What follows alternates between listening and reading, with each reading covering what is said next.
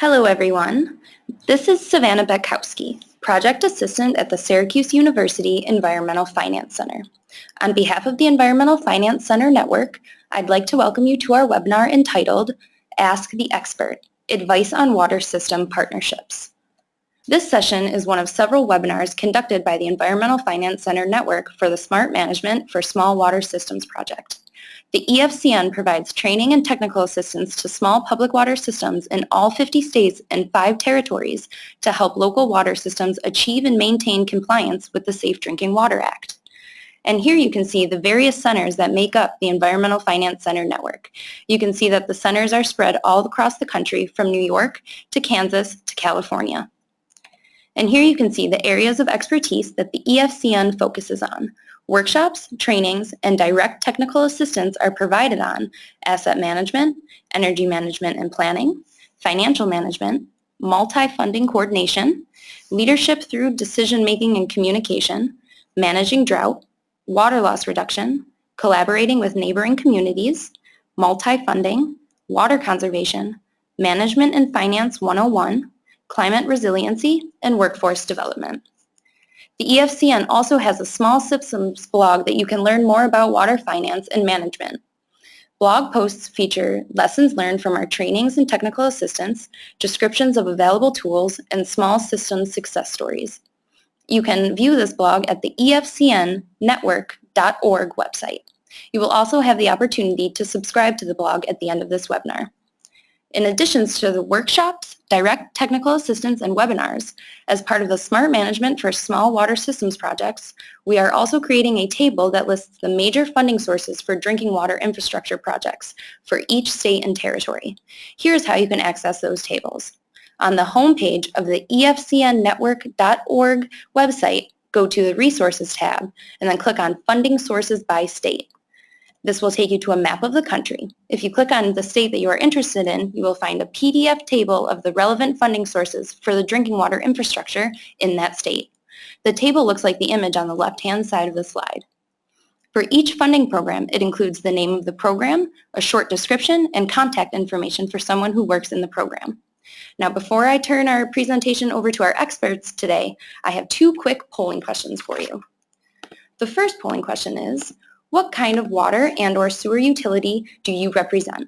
Please take about 30 seconds to select from one of the following: a for-profit water system, a local government, municipality or county, a non-for-profit, cooperative or association utility, other water utilities such as an authority or school, or you're not from a drinking water system. And about 5 seconds left to put in your answers. Getting ready to close the polls in 3, 2, 1. It looks like a majority is not from a water system or from a local government system.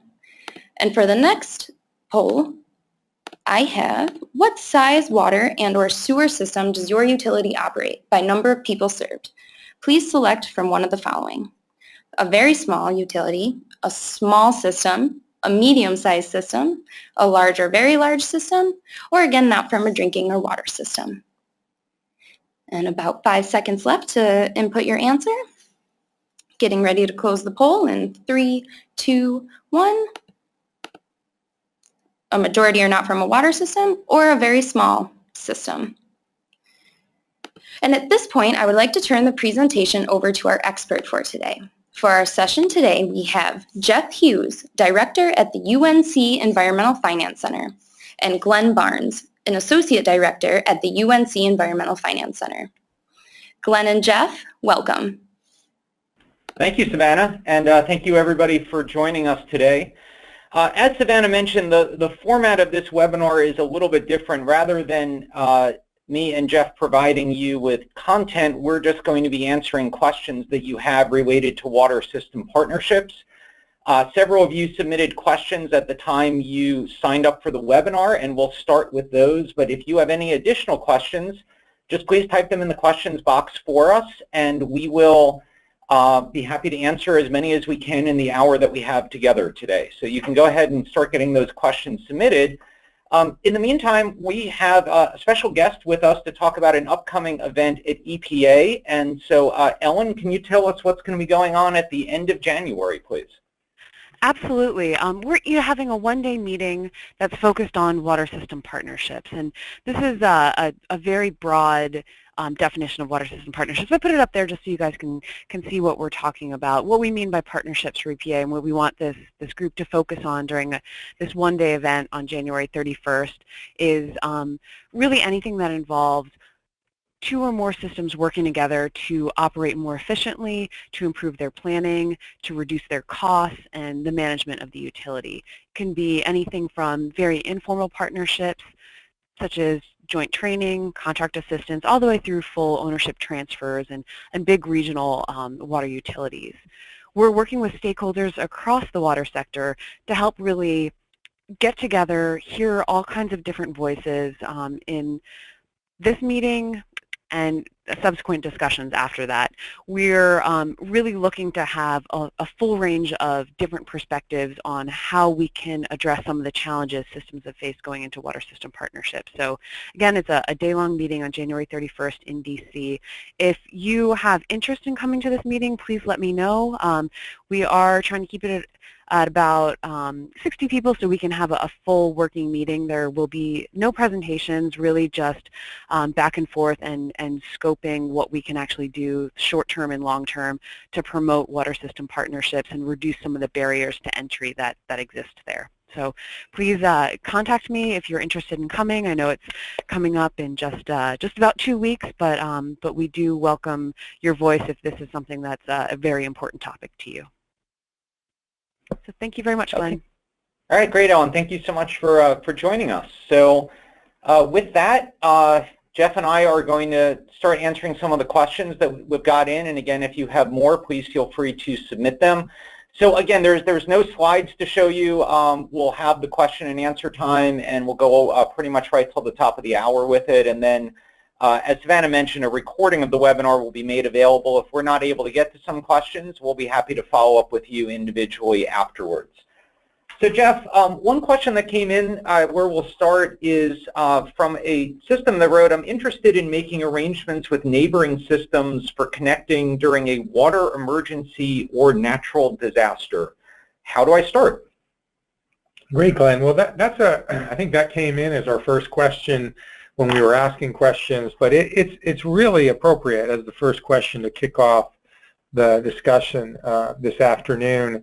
As Ellen mentioned in her slide, this term water partnerships is very broad, and over the years we have worked with utilities that work with each other in just too numerous to count number of ways, ranging from handshake agreements to sharing a single piece of equipment to full-out, multi-year, very complicated, multi-utility consolidation initiatives. So both of these we lump into our partnership category, but the first question I think really relates to a type of partnership that is probably the most universal across the utility space, and that's the idea that bad things happen. In our neck of the woods, it tends to be hurricanes. And looking at the map across the country of some of the folks that have keyed in, it could be a massive line break. It could be a wildfire. So the fact that someone's asking how do we work with our local utilities or regional utilities is a great question. We have seen lots of different ways of doing these types of partnerships. They tend to be lumped into this category of mutual aid agreements. And we've seen handshakes, and we've seen very detailed contracts that govern how one utility can come to the rescue or share resources with another utility. Rather than trying to wade through all the different types of contract models from scratch, I would turn people's attention to a resource that our partners, the US EPA, have put together that are very timely for this question. And if you go to this link you see on the screen now, or just go to your Google browser and type in Mutual Aid Agreement, EPA has put together a really nice web portal of resources, including, if you follow this website, what I think is an excellent model template for a mutual aid agreement. Now, it's a little bit on the long side, so it might not be as detailed as everybody out on the call wants it, but it's a great starting point. And this agreement covers everything from what constitutes an emergency or a natural response, so you know when it gets activated. It also covers a lot of details about the costs of sharing your neighbor. If somebody borrows a backhoe and uses it for a couple days, is that just a favor, or is that something that one utility is going to reimburse the other utility for in a certain formula? And this agreement includes clauses that deal with those types of reimbursement. So a great first question. You're seeing this call. We're not going to advocate that you do these types of partners, or excuse me, that you necessarily do specific types of water partnerships, but this is probably the closest we would come to advocating a water partnership. Almost every utility that we've dealt with, we've encountered a benefit for having this type of mutual aid agreement. Some of the other more advanced partnerships that we're going to talk about in the call might not be for everyone, but this one probably is. So great first question. All right, thank you, Jeff. We received a couple of questions during the registration period about private water companies and working with private water companies. So we had a listener ask, in your opinion, what are the pros and cons of privatization of water and sewer utilities, and what about contract operations? Yeah, so another very common question we get. Again, a subset of a partnership that we often encounter is one utility that may be a government-owned utility entering into a discussion with another utility that may be a private utility or a regulated utility or an investor-owned utility. You'll hear different terms used for these types of utilities. And it does fit into a partnership. The term privatization of water and sewer utilities is a pretty powerful term. It means a lot of different things to different people. The way we interpret that, that phrase, and that's the way I'll answer this question, is that a set of assets that constitute a water utility, so it's the water tank, the water lines, are literally owned by a government entity, a not-for-profit entity, and they are transferred and owned by a private entity. And that's the way I define privatization. And we have seen that be the partnership solution in some cases in some parts of the country, where a small governmental utility or a small nonprofit utility either gives or sells its assets to a private utility. Now, the pros and cons of that model really depend on your individual circumstances. All the ways that we answer these questions are very place specific. But what we've seen from a privatization is that putting the for-profit motivation, the kind of profit incentive into a water wastewater utility can be controversial for some, but it can also lead to some very measurable improvements. One of the things we see with private sector utilities is they are often rewarded financially for investing in new capital. So a governmental utility that has not invested in new capital for years and years because they frankly didn't have a financial incentive to do it may turn to the privatization model as a way of encouraging investment, because a private sector will, in most cases, invest in new assets. Those investments come at a cost. The private sector utility is allowed to pass on those costs to customers. So we often see privatization followed by rate increases. And this has been very controversial in a lot of corners of the country, where people will complain, you privatized my water system and now my rates went up. Well, that does indeed happen in many areas. What you don't hear as much about is often privatization comes with significant increases in capital investment. So you really have to look at that. So if your pro that you're looking for is capital investment, and you have particularly a local government that has been very reticent to make those investments in the past, privatization might help you. So that's one big pro. The cons are a lot of what you'd expect. Certainly if you are the utility manager and you turn it over to someone else, a con could be that you lose control, that you lose the ability to make decisions about rates, you lose the ability to make decisions about where water and wastewater lines go. So those are some of the cons. And Jeff, we had another question, and kind of a follow-up question to this. If you're a customer of, say, a local government water system that's considering privatization, and you have some concerns over it, what's kind of an appropriate way for you to address that, or maybe to flip it, for the water systems on the line, how best can they be soliciting feedback from their customers if this is an option they're considering? Well, there's a lot of ways. Again, we can't hide that this isn't a controversial topic. In most of the places we've worked where there's been some transfer of ownership, there's been a lot of public dialogue, pro and against the transfer. If you're trying to prepare and do all your homework and do your due diligence, I think there are a lot of really basic things you can do. Certainly, whether you're partnering with another nonprofit utility or a private utility, you want to investigate their history. You want to talk to people that they've partnered with in the past. Just as if you were doing any kind of business or relationship with anybody, you want to know, have they kept their promises in their past?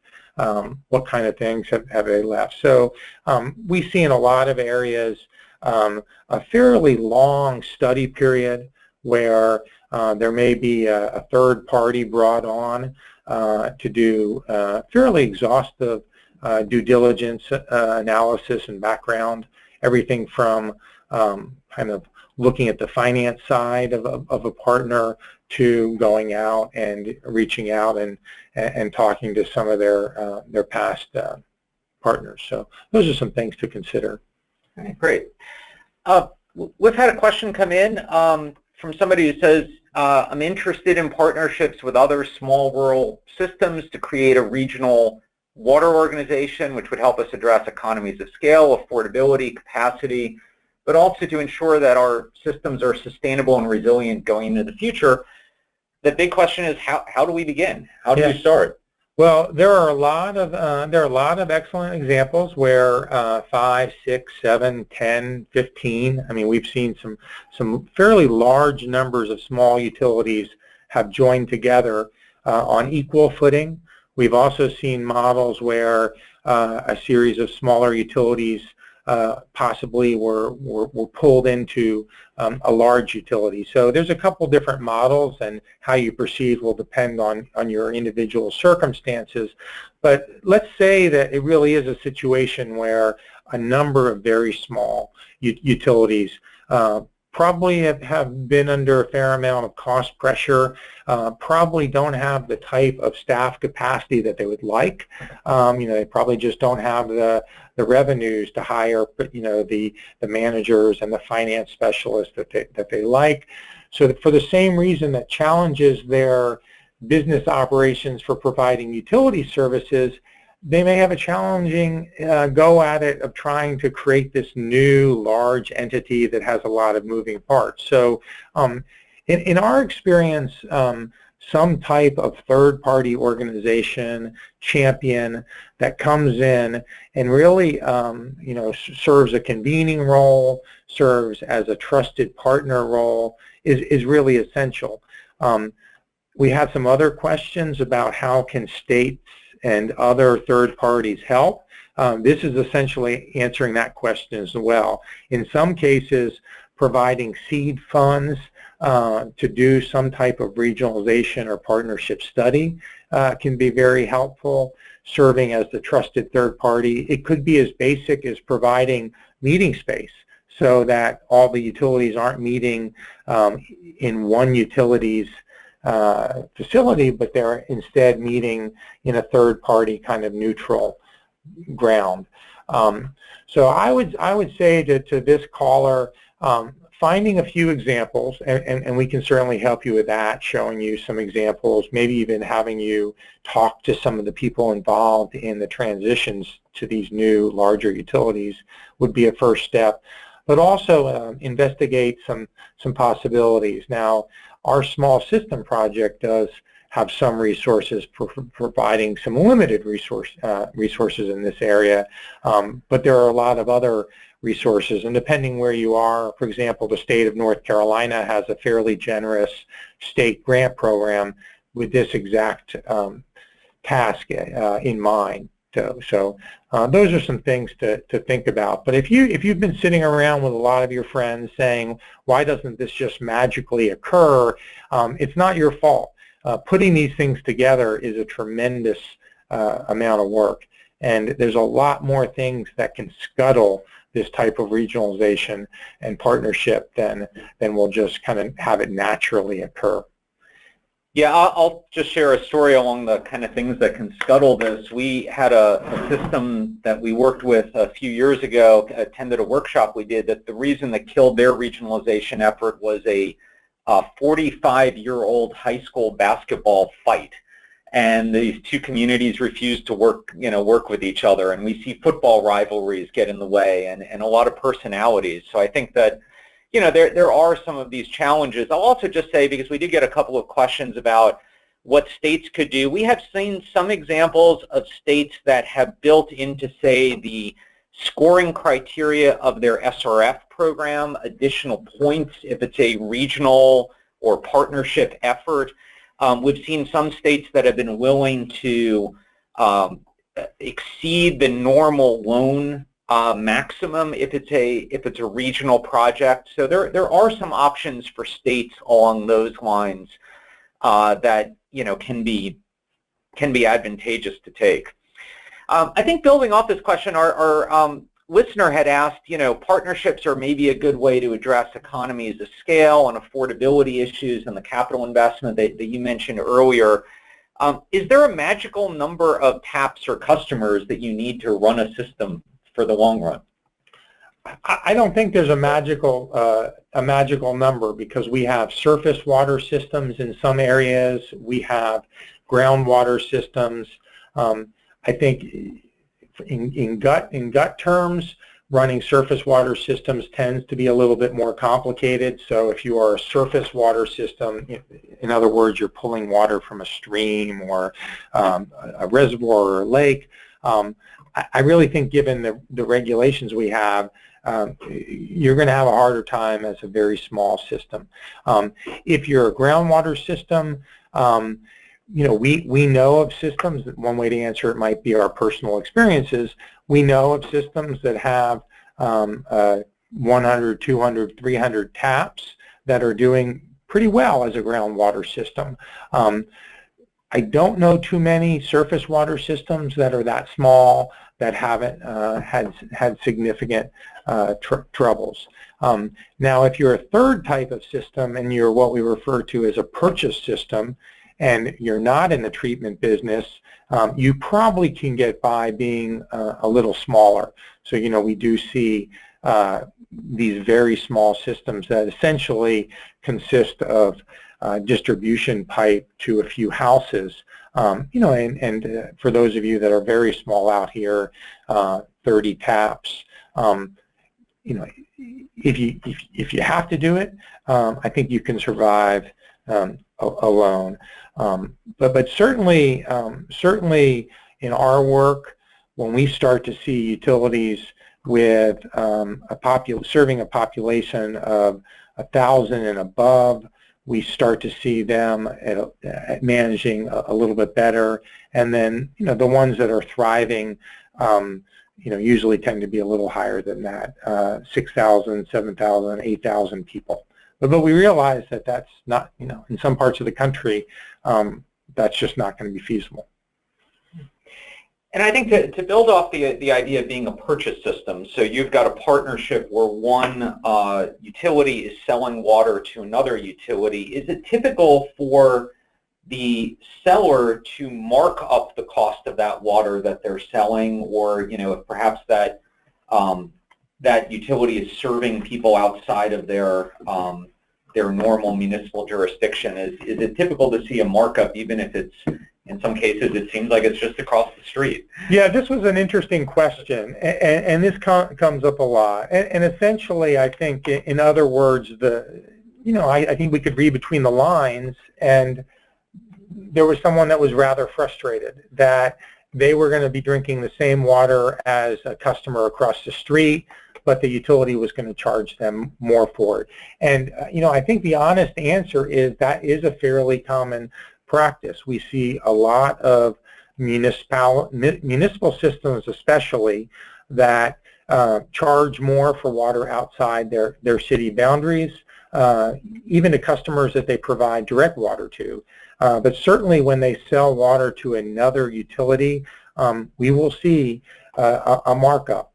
I think some of the justifications for those markups, you may not like, but you can at least rationalize. I think and I don't, again, know the questioner's background, but we have seen some municipal systems where there was a lot of tax money that had been pumped into the system over the years, so there's a justification of charging higher rates to recover those taxes. We've also seen justification that this is an asset that is owned by the city or the utility, so we're entitled to get a little bit of a rate of return.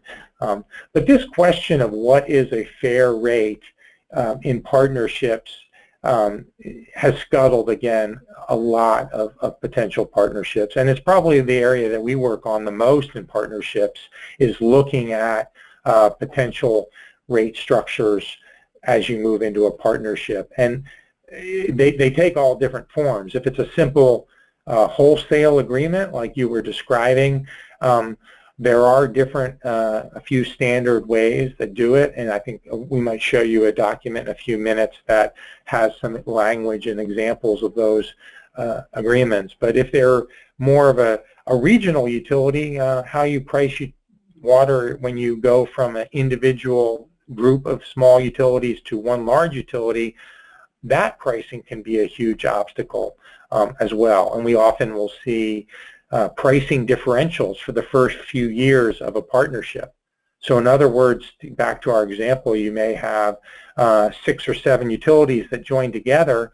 Now there's certainly advantages of having everybody paying the same rate from year one, but in many cases there's good financial justification for having utility A immediately pay a potential lower rate, and maybe utility B, C, and D continue to pay higher rates for several years until maybe you equalize out and everybody in the new larger utility pay the same rates.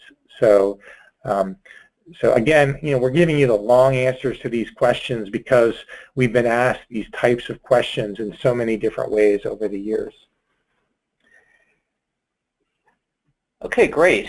I think when it comes to pricing and some of these other concerns that we've been raising, Jeff, a lot of it comes down to these trust issues that are scuttling some of these agreements. So are there things that you've seen in your work that have actually been effective at getting beyond the trust? You mentioned maybe having a third party, kind of act as a mediator in the discussion, but are there other strategies that seem to work, or is it really based on the relationship before you even get in the room to talk about this?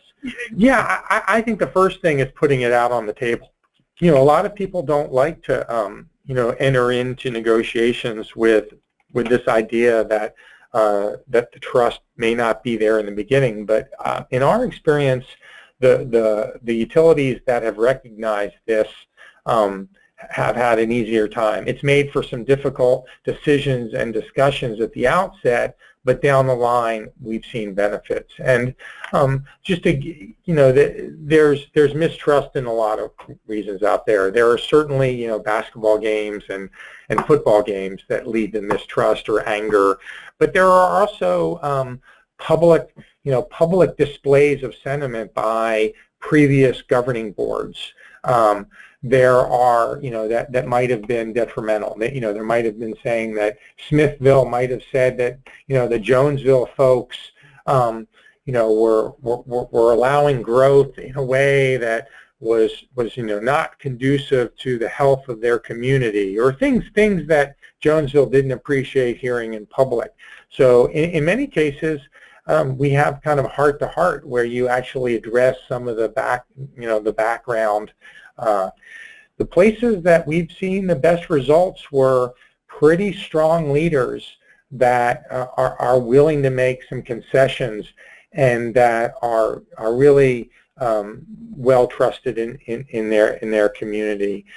We've seen when that person isn't naturally the mayor or the manager, and the mayor or manager recognizes that they have some baggage, we have seen business leaders called in, and we've seen task force created that aren't being driven by existing staff, or at least that are being diluted. The existing staff is being diluted by say somebody who's the head of the Rotary Club, or hospitals seem to be a really good place to turn to have executives. We've been in a lot of areas where the hospital administrator, and you can imagine that they care about clean water, comes in and plays kind of a trust role. So these are just some tricks that we've seen over the years. On the flip side, small engineering firms are an essential resource for many small water utilities,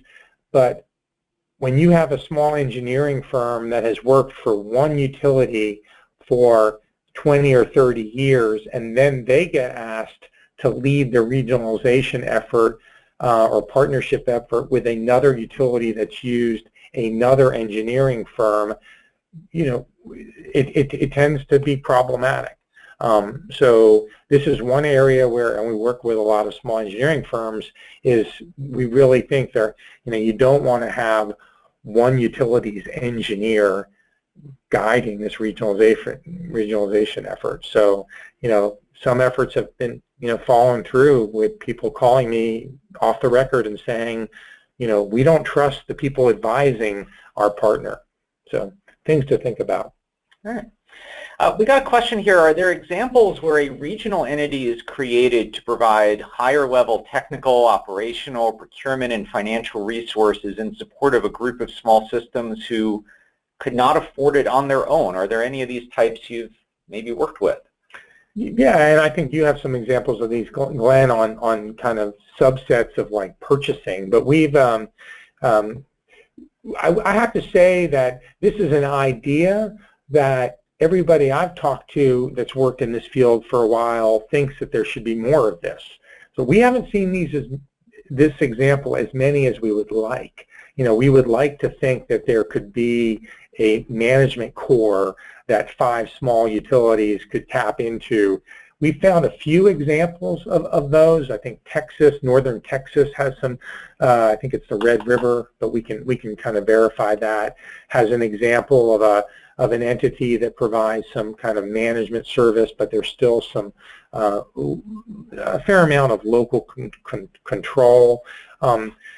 Probably the most common way that we've seen this is through contract operators, where we'll see a group of 3 or 4 contract operators join together, and they will jointly provide the legal operation of 10, 15, 20 utilities in an area, and they will kind of almost be circuit riders going through. And that we've seen in almost every state. You can find an area of the state where there's a couple contract operators that kind of have just gotten the name for themselves as being a regional a player. So a few examples of this, but a lot of people that have talked about this. Probably the closest example we have just 10 miles from our office involves stormwater, not water, but we have 3 local governments that joined together, or actually 5 local governments that joined together and hired a single stormwater manager. They kept their individual identity, but they have one professional manager running all of their different small stormwater operations. This might be something that anybody on the call that has an example of this, we would be curious, because we are trying to find more examples of this that we can show to people. So if you know it, type it in, send it to us. Yeah, and I'd also just like to provide an example of this type of entity that we worked with all the way back in 2012, in the first year that we had this funding from EPA. And it was in Hampton County, South Carolina, where there were 5 municipalities that basically all sold and transferred their assets to a new privately owned regional utility. And we were asked to take a look at some of the affordability issues of rates and things like that.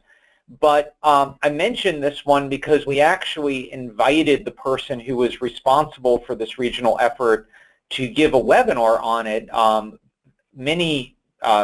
few years back now, and that recording of that webinar, I believe, is available on the project website. And so before we send the slide decks out to folks, we'll include a link to that as well if you're interested in hearing a story of a particular system that has gone through and done this.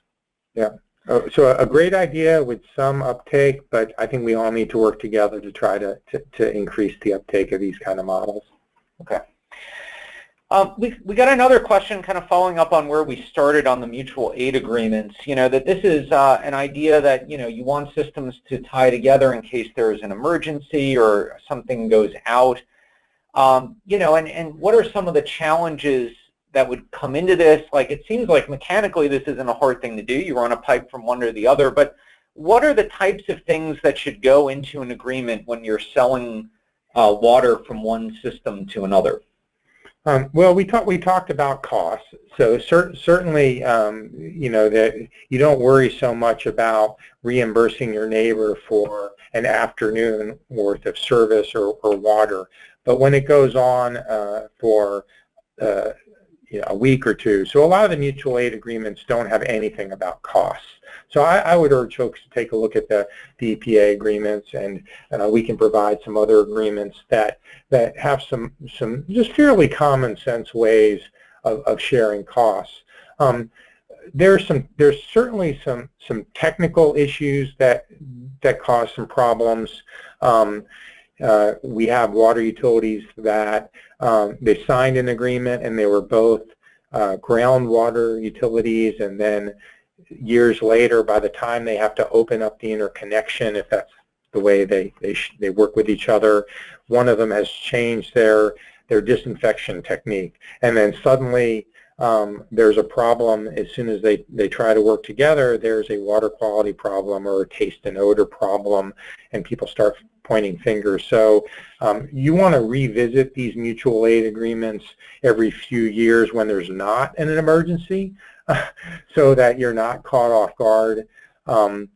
We recently have had some wildfires in North Carolina, and we've had some drought in the western part of the state. And there's been a number of utilities that have had to rely on fairly old interconnections and old mutual aid agreements, and they've worked out the kinks, but there were some problems related to pressure expectations, costs, those types of things. So if that's the kind of thing that the questioner is asking about, but this is common sense, but not waiting until the emergency comes to really stress test your agreement is essential. I think if you can kind of look at that agreement and say, well, what happens if we have a drought? The agreement might have been created with the idea of a water line break, but what if there's a drought that's going to go on 30 days rather than an afternoon? In those cases, you may have a partner that is willing to curtail their customers' usage in order to help you, or you may have a partner that's not willing to do that. If your agreement doesn't cover that, you're going to have to try to figure that out on the fly. So I would add that as a pretty significant thing to deal with these mutual aid agreements. Is the person providing the help willing and able to actually ask their customers to sacrifice somewhat in order to help you, or are you just getting whatever they can do without sacrificing any of the service that they provide to their customers? And it's going to be a local decision. And I'll just add to that for the questioner that beyond just a mutual aid agreement, if you're looking at just a contract to sell water regularly between two water systems, so not in a time of emergency, but perhaps as a regular transfer of water. We were asked some years ago by the state of North Carolina to look at some of those interlocal agreements and to figure out what might be some elements that need to be included. And I'm just pulling up on the screen a link to the document that we put together on that. We got a graduate student of ours to look at, I don't know, it was 100, 150 of these interlocal agreements in North Carolina and see what kind of elements they had. Many of them, I feel like, really were lacking some important things about, annexation of, a property in the non-incorporated areas and what to do in case of a drought, and whether or not the purchasing system had to share in the cost of any capital upgrades to the treatment plan or things like that. So the guidance document we have up on the screen now that you'll get in the email, it's not a model contract, but it's a list of items that you may wish to consider when putting together these types of agreements, with some model language in there that we pulled from actual contracts. And so I think, this is intended for all types of interlocal agreements, and certainly it may be something useful for mutual aid agreements as well.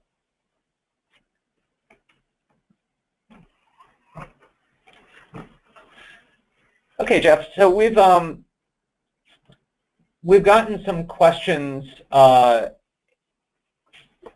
about, the implication, the broader implication perhaps of doing regionalization. And I think it gets back to the privatization question that we asked about before, and the potential for there to be some environmental justice consideration. So we had a listener wrote in, private companies that are, that we mentioned earlier are probably going to target viable water systems, and those may be in suburban areas where the population is pretty advantaged, and then it leaves behind some of the other municipal systems who don't maybe have as affluent of a population without that kind of group to partner with. So how do we think about, when a system is thinking about becoming private, how can we or should we be thinking about the impacts, the potential impacts on the other systems around it?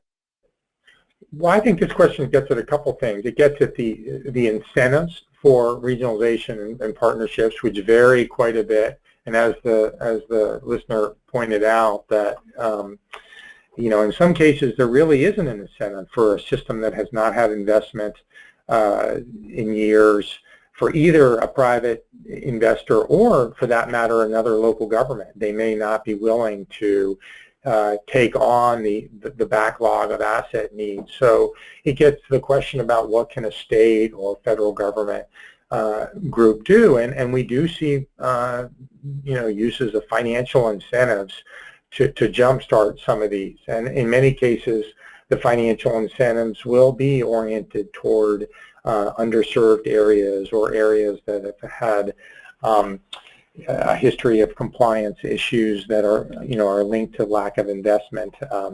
So I think those are some options. We've talked a little bit about the investor-owned world. It really is an entirely different economic regulatory framework. And most of the utilities that we work with, and most of the utilities that are on the call, are government-owned or nonprofit. But if you are dealing with the investor side of the equation, there's a lot of other challenges and obstacles to kind of making these regionalization or acquisitions, as they usually are, work.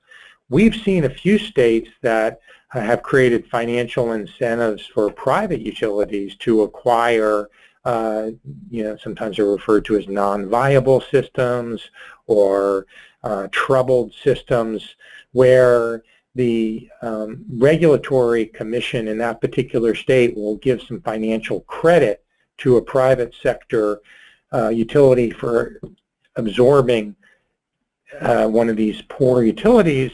But that credit does two things. It gives a financial incentive to the state, to the private utility. It also allows the private utility to pick up a system and maybe not raise rates as much as they would have otherwise. There's a very, an interesting debate that goes on related to investor-owned utilities that I think pertain to this question as well, is if you have one private utility that owned 100 utilities across a state, or 100 water systems across a state, and even though each water system has its own costs, should that overall utility owner charge the same prices for all 100 water systems? In some states, that's the way it operates. In North Carolina, that's the way we operate. We have water systems, private water systems, that charge the same rates, even though one system may have older assets than another.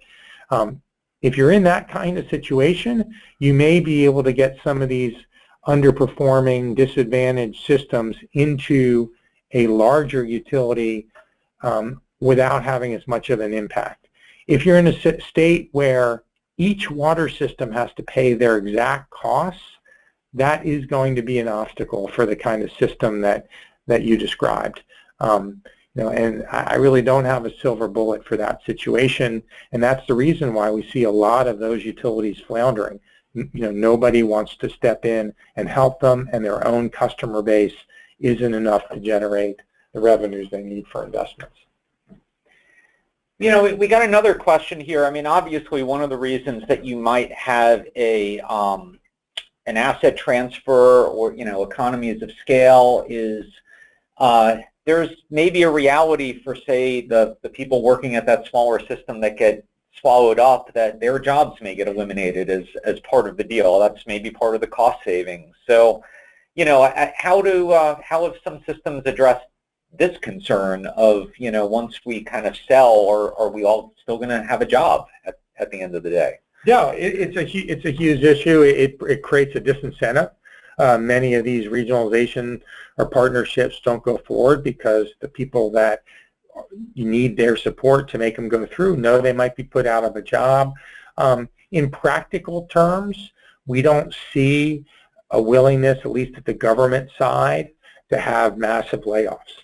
So in practical terms, it's hard to see massive cost savings by letting people go. What we tend to see is open positions not being filled over a period of 5 or 10 years. Sometimes we see plans for consolidation drawn up, and they're not acted on until some strategic retirements are occurring within the utilities. And that might sound silly, but that's really what we see sometimes. There are ways to reassign folks, particularly if it's, say, a city system where you could reassign somebody that was running your utility to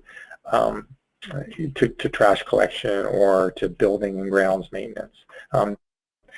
We spend a lot of time when we work with utilities on their financial impact assessment for these partnerships, asking those questions. And what we see sometimes is an exaggeration of savings because of an assumption of kind of letting go half the workforce. And we would urge folks to be realistic and talk to their governing boards about whether that's really gonna occur. So again, these are challenges where there's no silver bullet. Yeah. And I guess another question, just kind of a practical question when it comes to potentially selling a water system to another entity is, what is the approach to actually provide a dollar value on that water system? If you're a community, how do you know if you're getting a good deal or not?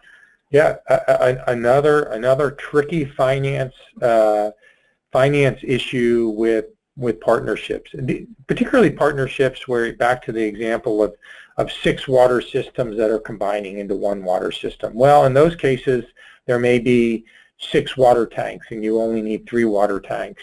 There may be 3 water treatment plants and you only need 1 water treatment plant.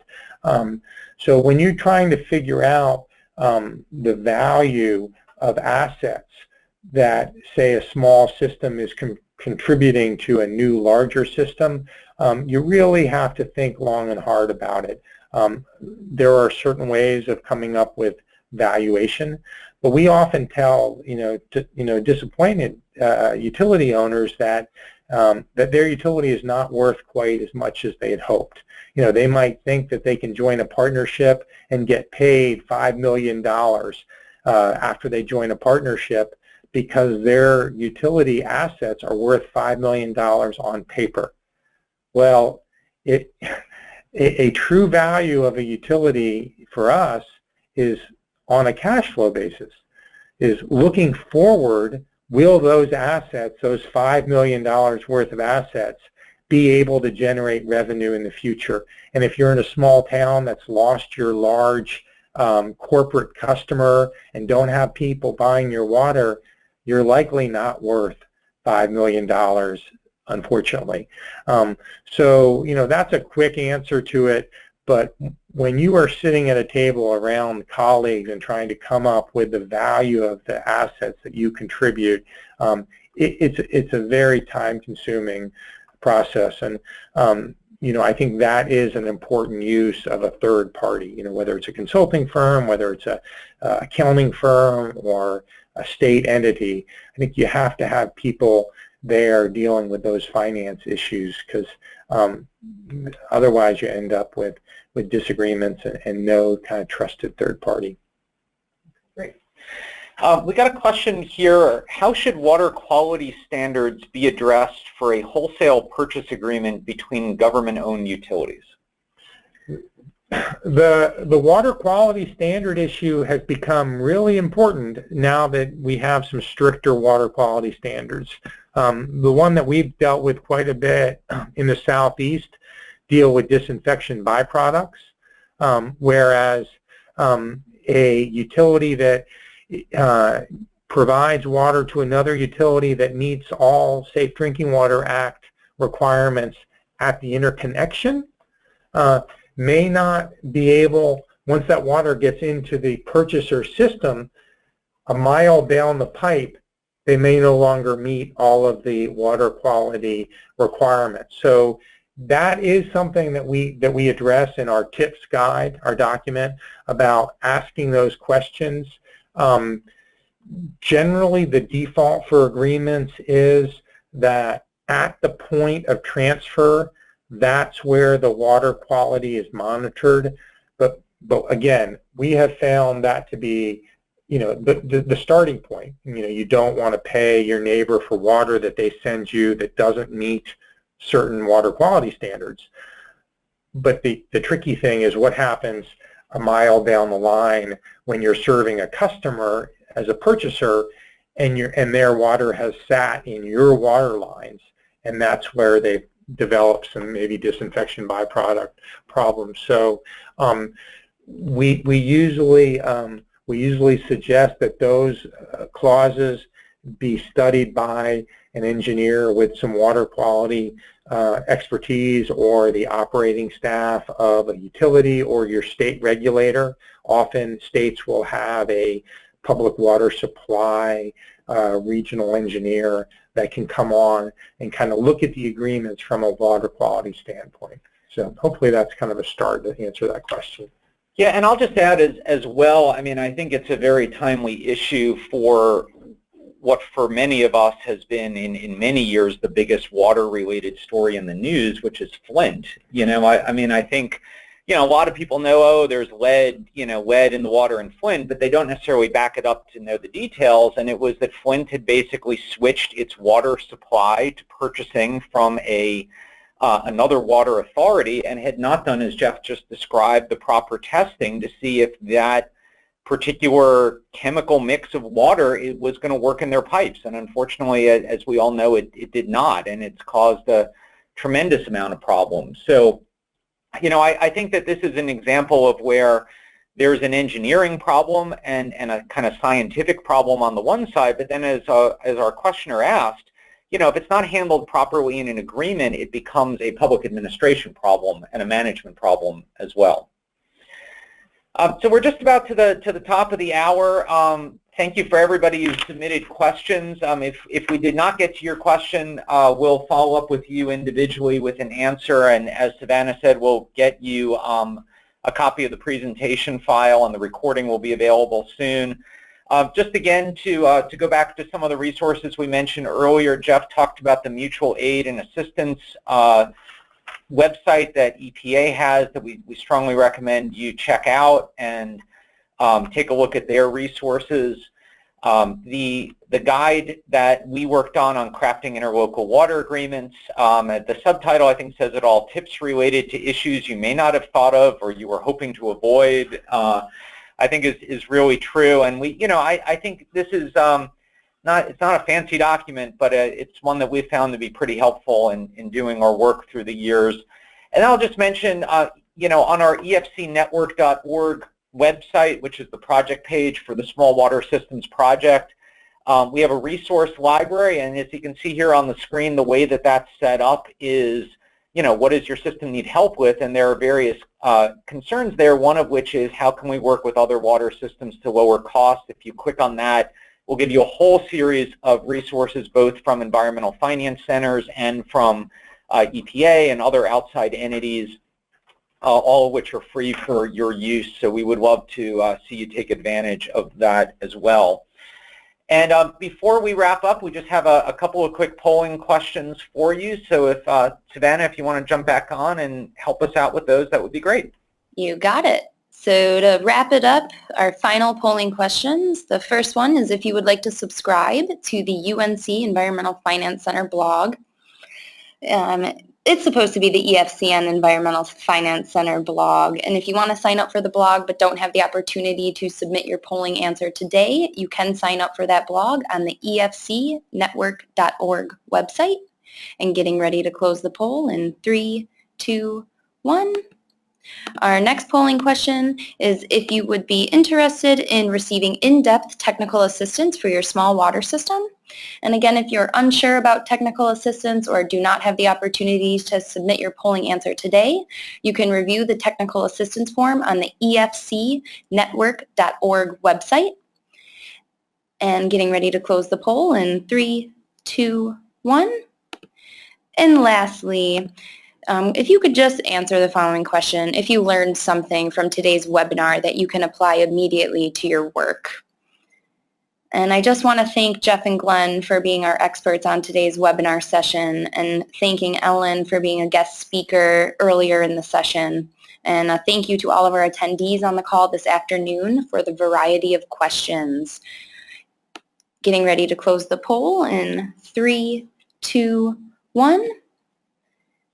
And lastly, in the chat box, there is a survey link going out. You will receive the survey link in the follow-up email that GoToWebinar will send to you. Glenn and Jeff, do you have any last things that you would like to say? Just to thank everybody again for your good questions and your time today. And our phone numbers and email addresses are up on the screen. If you have any follow-up questions, please follow up with us directly. Thank you very much. All right. Thank you, everybody. Have a great day.